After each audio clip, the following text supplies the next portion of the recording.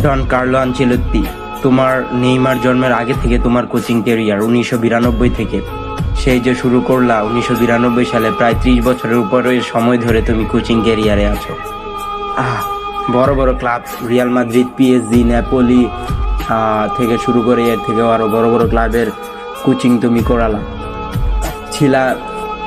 ছিলা হচ্ছে ইতালির মতো ভালো বড় ক্লাবের কোচ, ছিলা তুমি আরও অন্যান্য দেশের কোচ, তার মধ্যে এখন আছো ব্রাজিলের হেড কোচ। তোমার কত একটা লং ক্যারিয়ার, এর মধ্যে নেইমারের শুরু থেকেই খেলা তুমি উপভোগ করছো।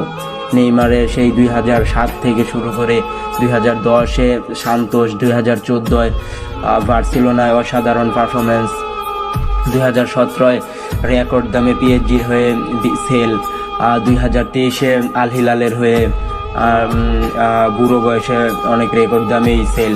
পরে চলে আসলো নেইমার তার নিজের গন্তব্যে, যেখান থেকে সে শুরু করেছিল তার লাইফ, সান্তোস, সেখানেই চলে আসলো, শুরু করলো তার বিশ্বকাপের জার্নি।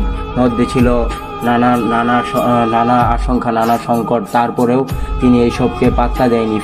ফিটনেস তার কাছে কিছু না।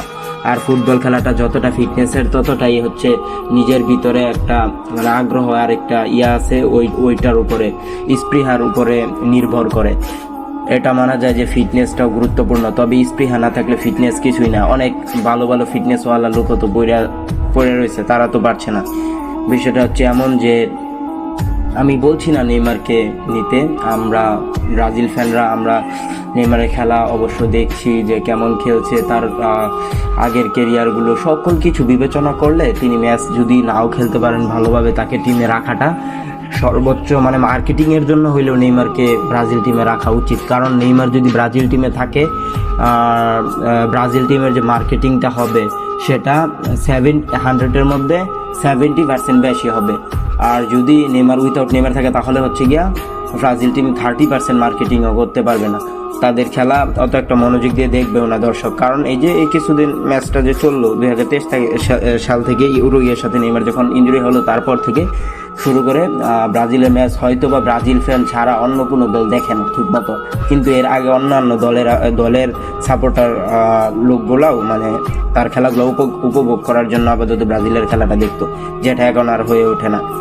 এটা বলা যায় তরুণ খেলোয়াড় আসছে যাই হোক, কিন্তু তার মতো একটা ব্রিলিয়ান্ট ওয়ার্ল্ড ক্লাস ফেমাস একজন ফুটবলার, লাস্ট একটা বিশ্বকাপ, এইটা সুযোগ পাওয়া দরকার। ডন কার্লো, তুমি এত বড় একটা কোচিং ক্যারিয়ারে এত কিছু সব কিছু তুমি হ্যান্ডেল করতে পারছো, তাহলে নেইমারকে নিয়ে তুমি একটা প্লেয়ারের যদি সমস্যা থাকে, সব প্লেয়ার দিয়ে তুমি সেটা যদি সলভ না করতে পারো, তাহলে তো তোমার কি বলবো। যাই হোক, আমরা নেইমারকে বিশ্বকাপে চাই, আর কিছু শুনতে চাই না।